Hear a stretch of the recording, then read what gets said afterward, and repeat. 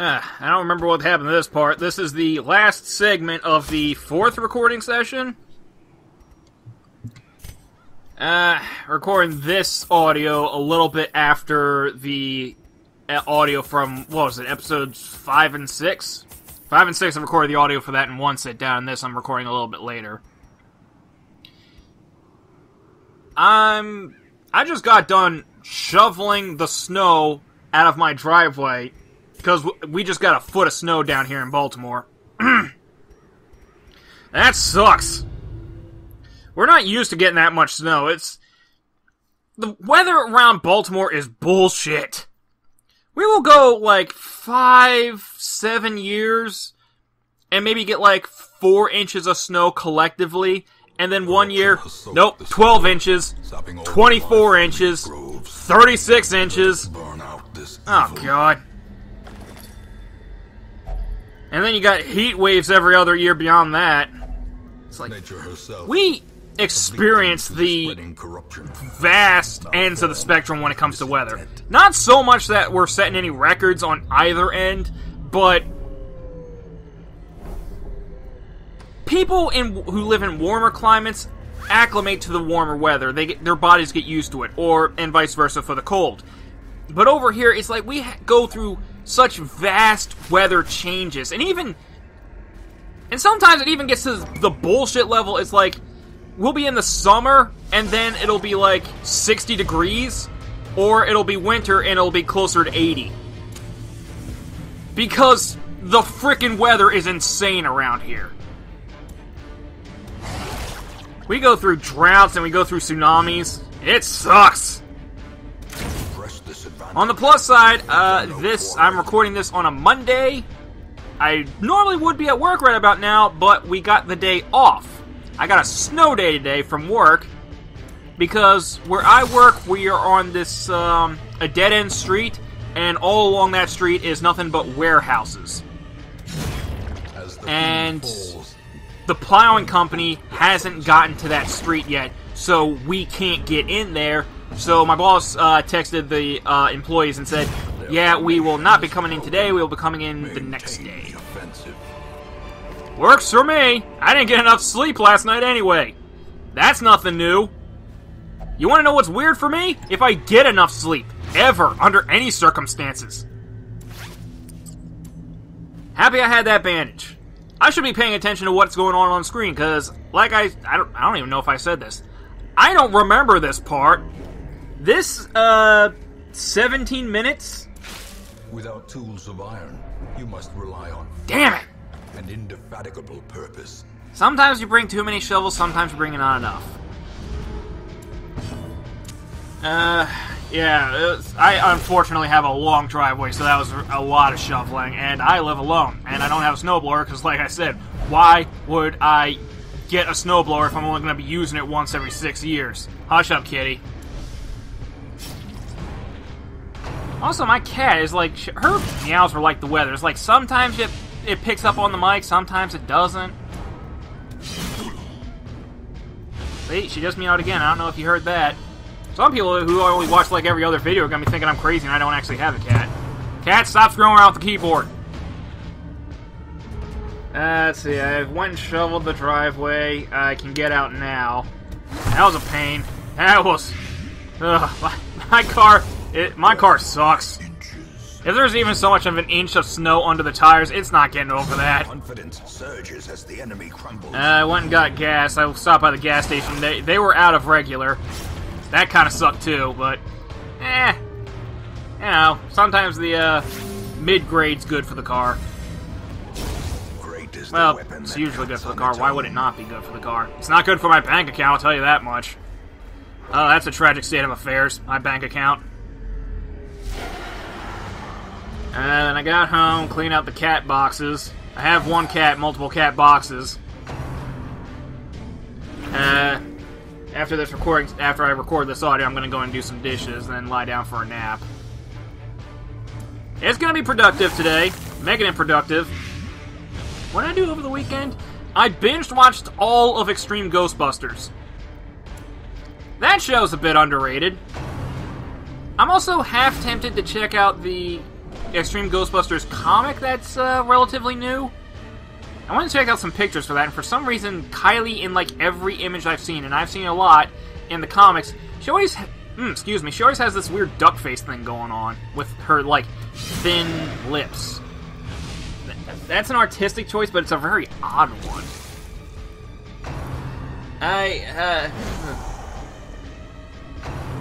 The thing about buying comics with me at this point in my life is I don't want to buy any more because all my boxes are almost filled, and they're all completely disorganized, and a lot of the comics that are in there I have not read yet because the last comic free day I went to a couple years ago, I bought a whole bunch and then just sat them on the side and then get around to reading them. And then I got the news like, hey, we're planning on moving. And like, awesome. So I just packed all of my comics into the boxes and then put them to the side, ready to be loaded up into the trailer or whatever. Cut to like 3 years later, still in this house. Nah, it's not like 3 years, it's only been 2. We're coming up on 3 in about 6 months, though. It's been 2.5 years, yes. Injury. I'm tired. Fear. So I'm hesitant to get any more comics on account of the fact that, A, that's another box I have to box them up in, and also, I'm not sure what comics I do and don't have in certain, runs. Because I'm collecting all the Deadpool comics, and I'm also trying to collect all the Lobo, and I'm also a big fan of Deathstroke. And a couple other comics I'm a big fan of, like The Mask, for example. From what I've seen of The Mask comics, I do like them. But the thing is, like, I can't remember for certain what issues I do and don't have. So I'm holding off on getting any until after I move, and then I can organize them and take stock of exactly what I need. And then I'll just go and, I'll probably wait until a comic free day again of that respective year to get another batch, because, yeah, only new comics of that day are actually free, but all the other comics are, like, exponentially cheaper, and that's great. That is a good time to buy a crap load of comics. And what else I do? Oh yeah, I finally got around to watching BBC's Sherlock. I binge-watched the whole series, all 3 seasons, which ain't really that much, because, to my surprise, an entire season of Sherlock is only 3 episodes, but each episode is an hour and a half long. So it's really good for binge-watching, and like my mom emailed me back when I emailed her that I watched it, she said, oh, it's like little mini movies. I'm like, you are adorable, woman. A trifling victory. Yeah, I wanted to watch that because Abominable Bride came out. You know what? I think I might be mentioning this in a future Fallout video that's going to be coming out. But she saw the trailer for The Abominable Bride. I'm almost positive I mentioned this in a Fallout video that has yet to come out. And she wanted to know what was this about. I said, that's for Sherlock, that's for the BBC show. She's like, why didn't you tell me about this? I'm like, well, I haven't seen it myself. I can't recommend something I haven't seen. So I went and got down to watching it, and it's good. She'll love it. My only grievances with this come solely from the fact that Corruption is an endless battle. a drink, a hand, and a companion. I need to check out what the hell that achievement is. Because that always bothers me. Getting an achievement and not knowing what that is. Oh, I've also been fiddling around on the Fallout 4 settlements. That's something I like to do in my free time. I'll start talking about Sherlock. If you want to date this, I'm also going to be doing a recording session for Fallout 4 in a bit, because I did find out what the glitch is. I'll be talking about the glitch in that video. Also, in that video, I'll be talking about getting the Benevolent Leader achievement. So, months from now, when that video gets posted, that video was recorded the same day as this video. Just to time that one, just to date it. So shout out to Taffington Boathouse for being A large settlement, and B, going up to 100% in happiness. That got me the Benevolent Leader achievement. But back to Sherlock. My grievances with that is mostly come down to the fact that I'm a stickler for Sherlock Holmes.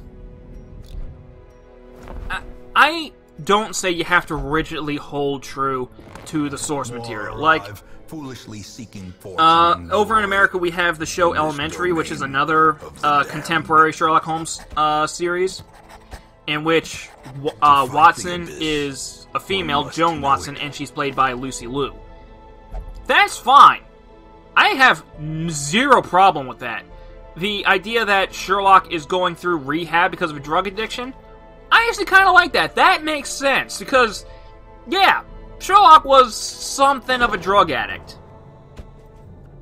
And in the BBC Sherlock, however, he's a little bit less so. Well, I suppose that actually makes sense. Like, because back in the day of, yeah, back in the day, I don't think heroin was, like, that bad. I don't think it was...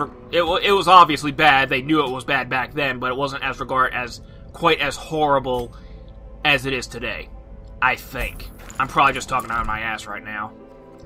My main grievances with BBC Sherlock is my main grievances with a lot of the interpretations of Sherlock is, first of all, they make him way more of a dick in the show than he was in the books.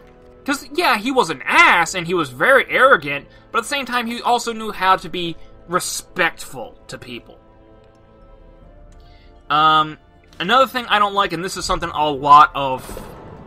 There's two things that a lot of Sherlock stories do. One is making Irene Adler a love interest. That's not so.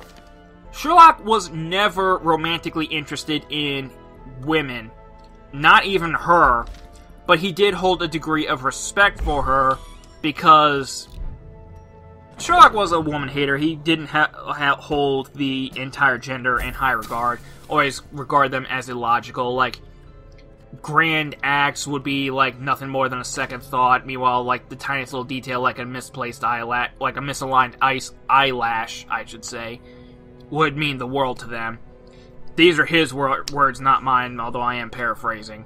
But he did hold a bit of respect for Irene Adler, so that in turn makes anyone who like tries to make an adaptation of a Sherlock story turn her into an actual proper romantic love interest. Because they try to humanize the guy. And I'm like, we have so many human protagonists. We have so many humanized protagonists. Can't we just have this one? Is it really so unthinkable to have an asexual protagonist? Hell, Sherlock's he's not even like the primary protagonist, is he? I mean, it's kind of named after him, but at the same time, it's like everything's being told from Watson's perspective. Also, Watson has a blog in BBC Sherlock. That's the thing. They changed it from a book to a blog. I kind of like that. That makes sense to me. Another thing I kind of like, but at the same time I kind of rolled my eyes over, was they changed a lot of the case files. Like, the Speckled Band from the original series got changed to the Speckled Blonde, or the Greek Interpreter got changed to the Geek Interpreter. But the other thing I don't like that they do in a lot of the Sherlock interpretations is they make Moriarty a villain of the week. They make him a recurring threat, and that's not so. Moriarty showed up in the second to last chapter in one book, and then was killed off in the immediate next chapter. He was only, and from that, in other books, he was only, like, either mentioned or mentioned posthumously. Usually posthumously. So, he wasn't a recurring threat. He was just somebody who showed up at the last minute, technically, and he was supposed to be the guy who was so much of a threat that Sherlock, the only way Sherlock could beat him was by assuring his own mutual destruction. That was the book where Sherlock was supposed to die.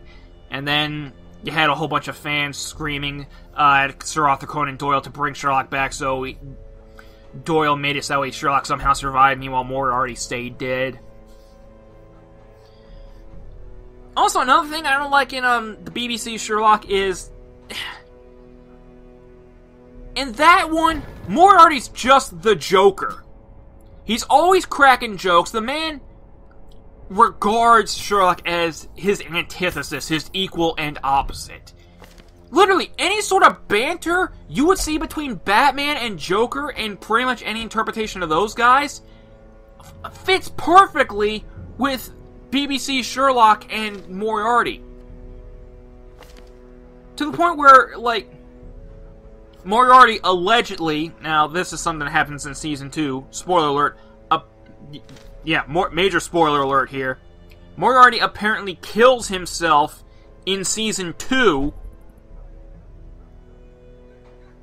just to spite him. He's like, the man has a death wish. You're like, that's not how Moriarty is in the series. He's not...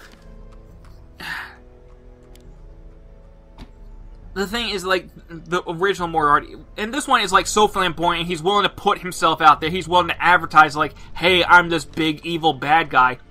The strength of Moriarty in the source material was that nobody believed he was a bad guy. That was the thing, even after Moriarty died, Watson couldn't just come out and say that Moriarty was a villain because he was such a respected member of society. That a lot of people would, like, ostracize Watson or whatever because they were disrespecting a man who deserved respect and nobody knew that he was a villain. But in this one, no, everyone knows Moriarty's a bad guy. Ugh. So I binge watched that, and the next season, Season 4 of Sherlock, is supposed to be premiering spring 2017. Sometime between now and then, I will watch The Abominable Bride. I can never pronounce that. And see how I feel about that.